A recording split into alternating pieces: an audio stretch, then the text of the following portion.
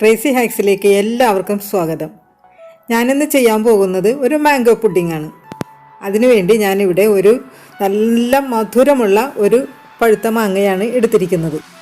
Mango pudding ഉണ്ടാക്കാൻ വേണ്ടി നമ്മൾ മാങ്ങ സെലക്ട് ചെയ്യുമ്പോൾ നല്ല മധുരമുള്ള മാങ്ങ തന്നെ നോക്കി ചൂസ് ചെയ്യണം. കുഞ്ഞുങ്ങൾക്കും മുതിർന്നവർക്കും ഇഷ്ടപ്പെടുന്ന രീതിയിൽ ജലാറ്റിനോ ചൈന ഗ്രാസോ ഇല്ലാതെ നമുക്കിതെങ്ങനെയാണ് തയ്യാറാക്കണമെന്ന് നോക്കാം. അതിനായിട്ട് നമുക്ക് ഈ ബ്ലെൻഡറിലേക്ക് ഈ മാങ്ങ ഇട്ട് കൊടുക്കാം. ഇതിൻ്റെ കൂടെ തന്നെ നമുക്ക് 2 ഏലക്കായുടെ തൊണ്ട് കളഞ്ഞതിന് ശേഷമുള്ള അരി ഇതിനകത്തേക്ക് നമുക്ക് ഇട്ട് കൊടുക്കാം. ഇനി ഇത് നമുക്ക് നന്നായിട്ടൊന്ന് അരച്ചു കൊണ്ടുവരാം.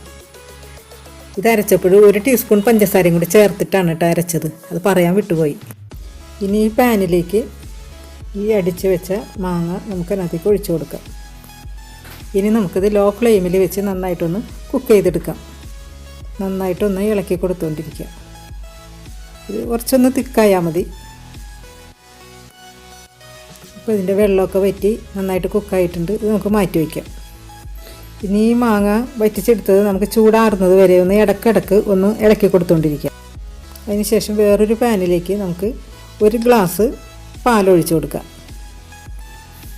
ഇനി നമുക്ക് ഈ പാലിലേക്ക് ഒരു 1.5 ടീസ്പൂണോളം കോൺഫ്ലോർ ഇട്ട് കൊടുക്കണം. അത് നമ്മൾ ഡയറക്റ്റായിട്ട് ഇട്ട് കൊടുക്കണ്ട, അപ്പോൾ അതിൻ്റെ കട്ട കൂടിക്കെടുക്കും. അതിന് വേണ്ടി നമുക്ക് ഈ പാലിൽ നിന്ന് കുറച്ചെടുത്ത് അതിനകത്തേക്ക് ഒഴിച്ച് നന്നായിട്ടൊന്ന് കലക്കിയെടുത്തതിന് ശേഷം നമുക്ക് ഈ പാലിലേക്ക് ഒഴിച്ചു കൊടുക്കാം.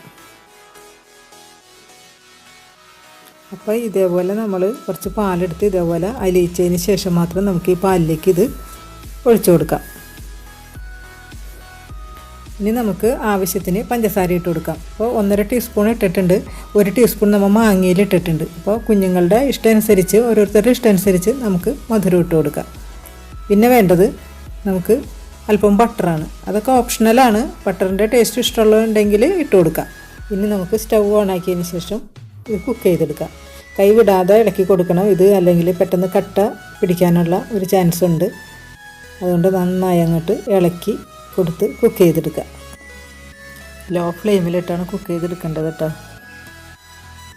തിക്കായി വരുന്നുണ്ട്. നന്നായിട്ട് ഇളക്കി കൊടുത്തുകൊണ്ടേയിരിക്കുക. അപ്പം നന്നായിട്ട് കുക്കായിട്ടുണ്ട്. ഇതാണ് അതിൻ്റെ കറക്റ്റ് പാകം. ഇനി ചൂടാറുന്നത് വരെ നമുക്കൊന്നിങ്ങനെ ഇളക്കി കൊടുത്തുകൊണ്ടേയിരിക്കാം. ഇനി ഫ്ലെയിം ഓഫ് ചെയ്യാം. ഇനി നമുക്ക് മാംഗോ ഇതിനകത്തേക്ക് ഇട്ട് മിക്സ് ചെയ്യുന്നതിന് മുമ്പ് ഒരല്പം വൈറ്റ് പോർഷൻ നമുക്കെടുത്ത് ലെയർ പുഡിംഗ് ഉണ്ടാക്കാം. ഇത്ര മതി. അതിനുശേഷം നമുക്കിതൊന്ന് ചെറുതായിട്ടൊന്ന് ഇങ്ങനെ ഒന്ന് തട്ടി കൊടുക്കാം. അപ്പോൾ അതിനകത്ത് വല്ല എയർ ബബിൾസൊക്കെ ഉണ്ടെങ്കിൽ പോയിക്കോളും.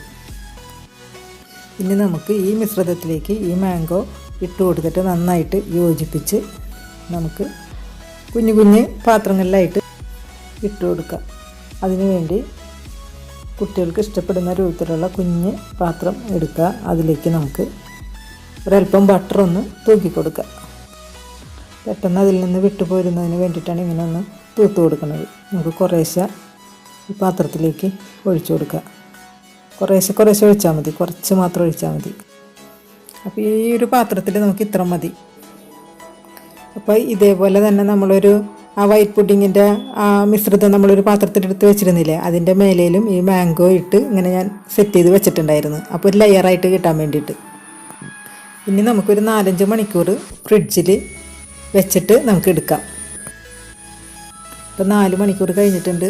ഫ്രിഡ്ജിൽ നിന്ന് എടുത്ത് കൊണ്ടുവന്നിട്ടുണ്ട്. നമുക്കിനി ഈ പ്ലേറ്റിലേക്ക് ഇത് ഒന്ന് കമഴ്ത്തിയിട്ട് ഒന്ന് പതുക്കൊന്ന് തട്ടിക്കൊടുത്താൽ മതി. നമുക്കതിലേക്ക് ആക്കാം. ഈ ലെയറായിട്ട് വെച്ചിരുന്ന ഈ പുഡിങ്ങും നമുക്ക് വേറൊരു പ്ലേറ്റിലേക്ക് കമഴ്ത്തി വയ്ക്കാം.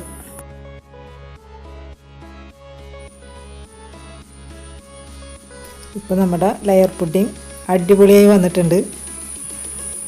ഇവിടെ ഡെക്കറേറ്റ് ചെയ്ത് വെച്ചിട്ടുണ്ട്. നല്ല അടിപൊളി സൂപ്പറായിട്ട് വന്നിട്ടുണ്ട്.